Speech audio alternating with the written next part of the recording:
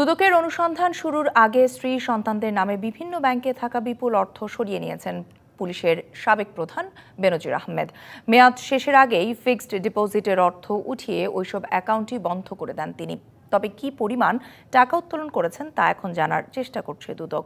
সংস্থাটির কমিশনার জহুরুল হক জানিয়েছেন, ব্যাংকে জমা অর্থ সরিয়ে নিলেও তার ৬২১ বিঘা জমি, ফ্ল্যাটসহ বিপুল স্থাবর সম্পদ অবরুদ্ধ অবস্থায়।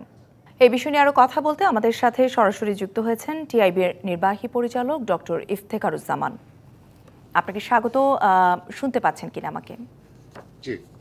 জি, সাবেক পুলিশ প্রধান দেশ ছেড়েছেন, সেই সঙ্গে তার ব্যাংকে পরিবারের সদস্যদের নামে যেই টাকা ছিল বা অ্যাকাউন্টগুলো ছিল সেখান থেকে টাকা তুলে ক্লোজ করে তিনি দেশ ছেড়ে চলে গিয়েছেন এবং সেই বিষয়ে ক্ষমতাসীন দল যারা আছেন তাদের বক্তব্য শুনছিলাম, বলছিলেন যে এই বিষয়ে তারা কিছুই জানেন না। আসলেই তো জানার কথা কিনা তাদের এই বিষয়ে? না, ক্ষমতাসীন দলের জানার কথা কিনা সেটা সম্পর্কে সঠিক মন্তব্য করা কঠিন। তবে তিনি যে তার ব্যাংকে রক্ষিত অর্থ সরিয়েছেন এবং যদি দেশের বাইরে ঠিকই চলে গিয়ে থাকেন, এতে অবাক হওয়ার কিছুই নাই আমি মনে করি। তো হি হ্যাজ বিন, মানে উনি একজন স্মার্ট আইন প্রয়োগকারী সংস্থার শীর্ষ পদে ছিলেন এবং অপরাধ নিয়ন্ত্রণ বিশেষজ্ঞ অ্যাকচুয়ালি তিনি। কাজে যিনি তাদের মধ্যে যারা অপরাধ নিয়ন্ত্রণে নিযুক্ত, তাদের একাংশ কিভাবে অপরাধ করতে হয়, তারা সকলে কিভাবে অপরাধ করতে হয় সেটা জানেন এবং তাদের একাংশ এই অপরাধে নিজেদেরকে যে জড়িয়ে ফেলেন সেটা, মানে সেই নলেজটা বা স্কিলসটা যে তারা ব্যবহার করেন সেটারই প্রমাণ তিনি রাখলেন। দীর্ঘ ইতিমধ্যে যে তথ্য প্রকাশিত হয়েছে সেটার মধ্যে তারই প্রমাণ। আবার যদি তিনি ব্যাংক থেকে অর্থ উত্তোলন করে ফেলে থাকেন এবং বিদেশে চলে গিয়ে থাকেন, সেটাও কিন্তু ওই যে অপরাধ চক্রের যে ভূমিকাগুলো, যে অপরাধ সংগঠিত হয় তার নলেজেরই প্রতিফলন। কাজে আমি মোটেও অবাক হই না। যে বিষয়টা দেখার বিষয় একটা হচ্ছে, প্রথম কথা হচ্ছে যে এই যে যদি অর্থ তিনি সরিয়ে ফেলে থাকেন, এর মাধ্যমে কিন্তু প্রথম যে জিনিসটা তিনি নিজে প্রমাণ করলেন যে তার যে সঞ্চিত অর্থ সেটাই অবৈধ ছিল। যদি বৈধ থাকতো তাহলে কিন্তু সরিয়ে ফেলার কোনো প্রয়োজন থাকতো না। তিনি কিন্তু এটা বৈধের সাথে সামঞ্জস্যপূর্ণ এটা প্রমাণ করতে পারতেন। যেহেতু প্রমাণ করতে পারবেন না, সেই কারণে তিনি সরিয়েছেন। কাজেই তার বিরুদ্ধে অভিযোগের প্রথম ধাপ কিন্তু প্রমাণিত হয়েছে। দ্বিতীয় যে বিষয়টি, তিনি যদি সত্যি দেশের বাইরে গিয়ে থাকেন, সেটি প্রমাণ সাপেক্ষে আমরা ঠিক এখনো জানি না। হয়তো 6 তারিখে বোঝা যাবে যদি দুদকে তিনি হাজির হন, তাহলে না হন তাহলে এই প্রশ্নটা আরো বেশি বর্ণিত হবে। যদি চলে গিয়ে থাকেন এবং যে অর্থ তিনি সরিয়েছেন সেই অর্থ যদি দেশের বাইরে নিয়ে থাকেন, তাহলে কিন্তু আরো বহুমাত্রিক অপরাধ হলো। কারণ এই অর্থ তিনি বৈধ প্রক্রিয়া দেশের বাইরে নিতে পারেন না, কোনো সুযোগ নেই। এটি নিশ্চয়ই হুন্ডির মাধ্যমে বা অন্য কোনোভাবে পাচার করেছেন। কাজেই বহুমাত্রিক অপরাধের আরেকটা স্তর সংযুক্ত এখানে হয়েছে।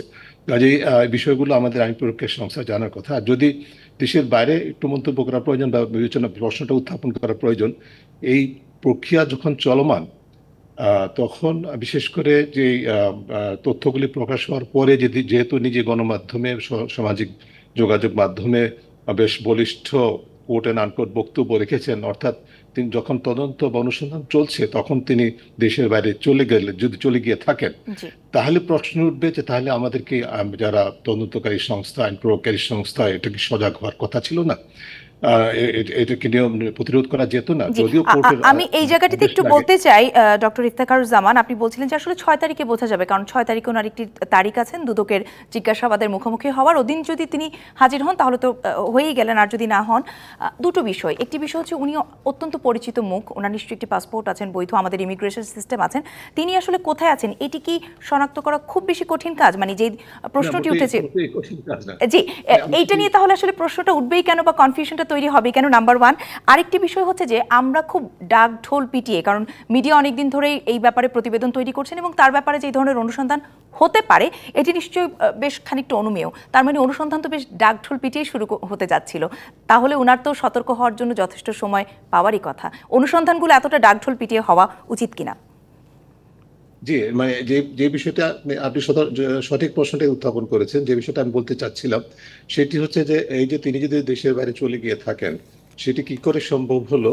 এটি দুটো বিষয় থাকতে পারে। একটি হতে পারে যে আমাদের সংশ্লিষ্ট আইন প্রয়োগের সংস্থার দক্ষতার ঘাটতি, অথবা আরেকটি হতে পারে যে বিষয়টি নিয়ে আমরা শুরু থেকেই প্রশ্ন উত্থাপন করছিলাম যে আমরা শেষ পর্যন্ত এক্ষেত্রে সত্যিকার অর্থেই জবাবদিহিতা দেখতে পাবো কিনা, যে এই ধরনের লম্ফজম্প হচ্ছে আমাদের আইন প্রয়োগকারী সংস্থা বা দুর্নীতি দমন কমিশনের পক্ষ থেকে, এটিকে বাস্তবেই এখানে জবাবদিহিতা নিশ্চিত করার জন্য, নাকি এটি কোনো ধরনের এক ধরনের বোঝাপড়ার অংশ, এবং সে তার মাধ্যমেই তিনি দেশের বাইরে চলে গেলেন এইভাবে অর্থ উত্তোলন করে, সেটা আবার সাথে নিয়ে গেলেন কিনা। কাজে এই পুরো বিষয়টা কিন্তু এক ধোঁয়াশার মধ্যে আছে। কিন্তু আমাদের যেহেতু শঙ্কা যে যারা ক্ষমতার সাথে সংশ্লিষ্ট ছিলেন বা আছেন, তাদেরকে জবাবদিহিতার আওতায় আনার সংস্কৃতি আমাদের দেশে প্রতিষ্ঠিত হয় না, এই বার্তাটা প্রতিষ্ঠিত হয়নি।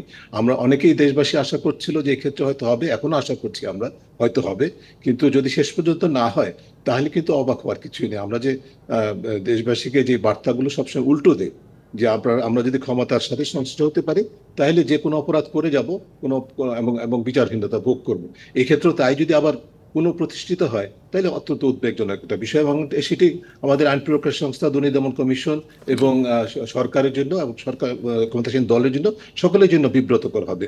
যদিও এখনকার পরিস্থিতি এরকম যে এই বিব্রত বোধটা আমাদের মধ্যে নেই বলে আমি মনে করি। জি, অনেক অনেক ধন্যবাদ আমাদের সঙ্গে যুক্ত হয়ে আপনার মতামত পর্যবেক্ষণ তুলে ধরবার জন্য। ধন্যবাদ।